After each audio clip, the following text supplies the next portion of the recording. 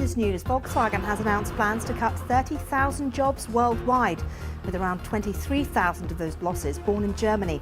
The car company, still dealing with the aftermath of the emissions cheating scandal, wants to rejuvenate its core brand and develop new electric and self-driving cars. VW says it will create 9,000 jobs as part of investments in new products. MPs are urging the government to halve air passenger duty in next week's autumn statement. The British Infrastructure Group claims the tax acts directly against a policy of extending UK business links to the farthest reaches of the globe. The tax is set to rise again in April to £150 for some long-haul flights. And 3 men have been arrested after a data breach at the 3 mobile network. The company said details, including names and addresses, have been accessed using a login to its customer upgrade database. It says the breach then allowed upgrade devices to be unlawfully intercepted. 3 said that no financial details have been accessed, and it's since strengthened its data controls. Now, next Wednesday, we hear from Philip Hammond about his plans for tax and spending in his first autumn statement as Chancellor. There's no shortage of speculation, rumour and opinion on what he should do. But what do businesses where you are actually want? What would help them to create, expand and boost economic growth? All week, we'll take you around the country speaking to our correspondents based there to find out what firms in their area want from the Chancellor. And today we speak to Peter Plisner, who is BBC Midlands business and transport correspondent. Peter. Yes, the West Midlands has a big manufacturing base and it's growing fast thanks to growth at companies like Jaguar and Land Rover. But a lot of companies are finding it difficult to find the right people with the right skills. There's been much debate about the so-called skills gap here. More and more apprentices are being recruited, and the apprentice levy that's coming in April will help. But of course, it's not universally popular. And also, firms that rely on designers are also not immune to the skills gap. With me is Chief Executive from GTEC, Nick Gray. First, tell me, what do you make of the skills debate and how can the Chancellor help? Well, it can be a political football that's kicked around. We get great people here. I'm really thrilled with it. And I favour things that are perhaps not too intrusive on business, so let businesses grow and let them build their own skills, really, is the way I like to think about it. What about R&D? There's been incentives to boost research and development. That's obviously helped you as a company, presumably? Yeah, the R&D tax credit is a good system. It's mature, it works, it helps us, we use it. That's really good. I like that. Would you like to see more of an incentive to boost design? Yeah, it's a good incentive. It's reasonably generous.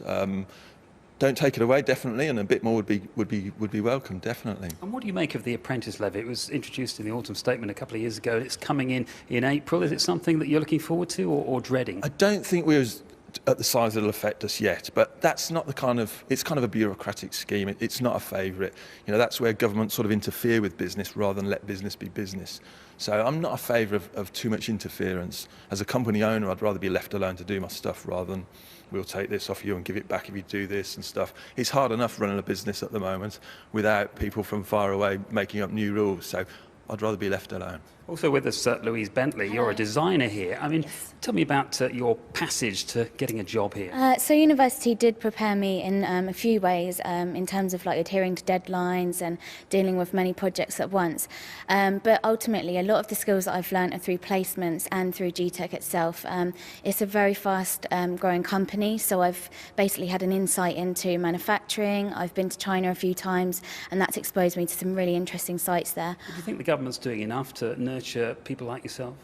Maybe not females. Yes, obviously, a lot of the skills that I gained were through my placement years and the actual job itself. So, yeah, university, did it help me? Potentially not. But I think more needs to be done to get more female engineers.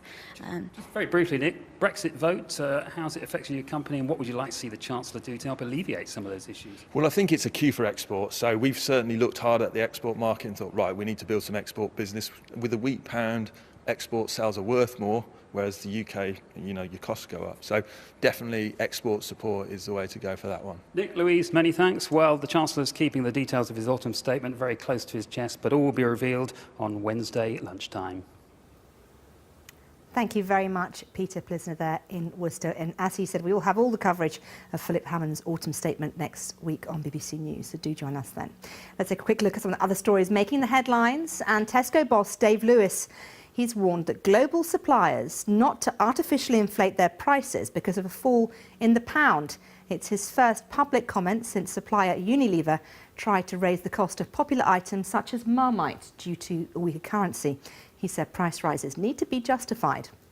The Premier League has agreed a major new deal for its TV rights in China, which could be worth up to $700 million. That's £560 million. The 3-year contract with Chinese video streaming service PPTV is set to be the league's biggest ever overseas broadcast sale.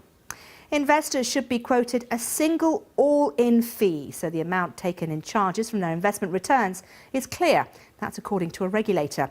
In a damning report, the Financial Conduct Authority has said there is weak price competition, leaving customers paying pretty high charges.